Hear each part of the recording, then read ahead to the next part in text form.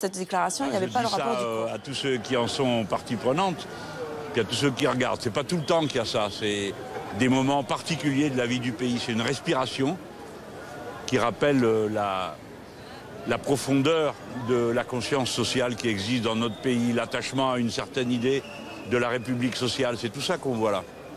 C'est très puissant. Tous les gens que vous voyez là, ils arrivent à la manif et ils repartent différents. Parce que l'action collective, en force comme ça, transforme les gens qui y participent. Et par conséquent, en fin de journée, ça sera un autre peuple français qu'on aura.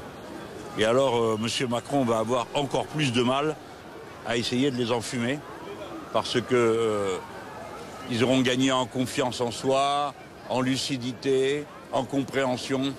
Voilà. Est-ce que vous croyez au fait encore que le gouvernement puisse retirer purement et simplement? Eh bien, je pense qu'il faudrait que le gouvernement accepte de faire une trêve pour Noël.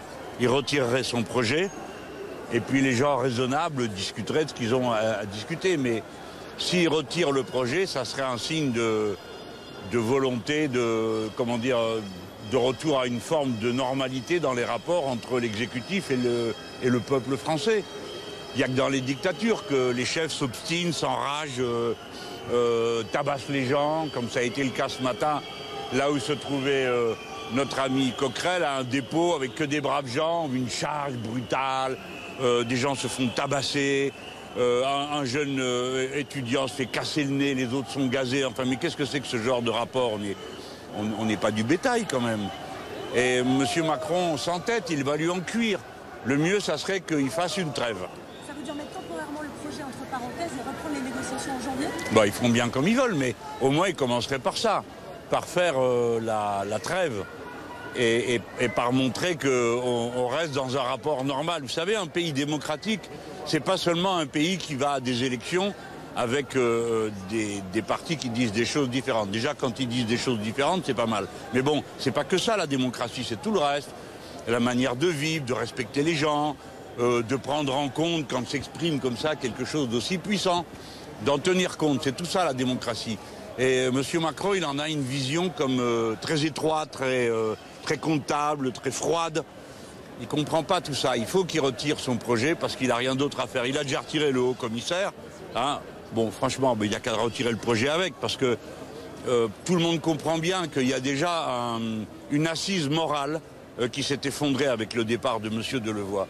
Parce que, bon, les Français, ils sont braves, hein, ils veulent bien admettre que le gars ait oublié une chose, mais 14, non, ça fait trop. Donc, franchement, il s'est foutu de nous pendant des mois. Le gouvernement savait qu'il ne respectait pas, je ne dis même pas la loi, c'est la Constitution, vous vous rendez compte? Moi, j'ai crié sur mon palier, j'ai pris 3 mois avec sursis. Alors lui, il a menti 14 fois.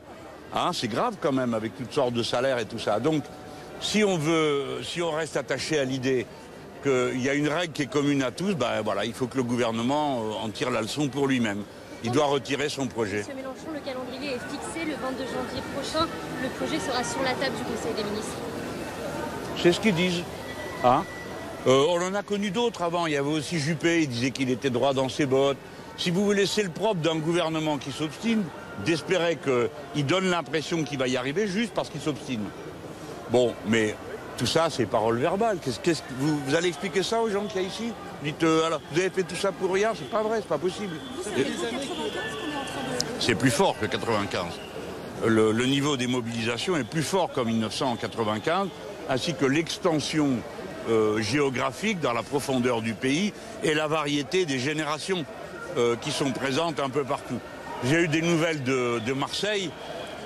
C'est un cortège absolument immense. Tout le monde est là, toutes les catégories professionnelles, toutes les classes d'âge, donc quelque chose de plus puissant encore que ce qu'on a connu en 1995. Ne croyez pas que ça me fasse sourire, je souris parce que je vois des amis. Il y a un pays silencieux qui ne s'exprime pas et qui ne descend pas dans la rue et qui travaille pour ça. Mais je ne sais pas de qui il parle.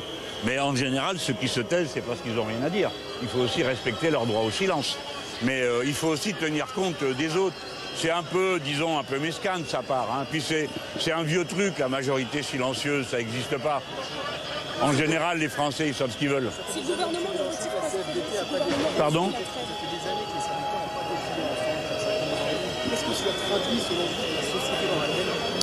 Je pense que, honnêtement, il y a un état d'exaspération dont il faut bien comprendre la racine. Les gens ne se motivent pas actuellement.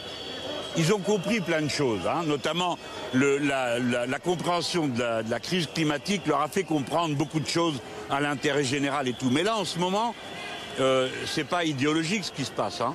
C'est que les choses de base qu'on attend de la société, de son organisation, de quand vous levez le matin et que vous allez dans la rue, n'est plus accomplie. Alors, s'occuper des plus anciens, c'est aussi vieux que l'humanité. Et là, pour la première fois, vous avez un gouvernement qui dit on s'en fiche. Ils ont qu'à se débrouiller, chacun pour soi. Alors ça, c'est mal vécu par tout le monde parce que tout le monde fait son plan de vie. Attendez, là, j'entends plus rien et deuxièmement, voilà, des gens qui sont pas des tendres qui arrivent là. Ah ouais.